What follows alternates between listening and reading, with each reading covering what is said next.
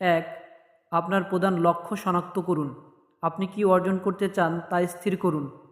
তা সে আপনার ব্যবসার জন্য হোক অথবা আপনার জীবনের জন্য হোক। 2, এটি লিখুন। যদি আপনার লক্ষ্যটি লিখিত না হয় তবে এটি অস্পষ্ট কল্পনা ছাড়া আর কিছুই নয়। একটি সময়সীমা নির্ধারণ করুন লক্ষ্য অর্জনের জন্য। 4, আপনাকে প্রতিটি বড় লক্ষ্য অর্জনের জন্য যা করতে হবে তার একটি তালিকা প্রস্তুত করুন। 5, একটি অ্যাকশন পরিকল্পনা প্রস্তুত করুন।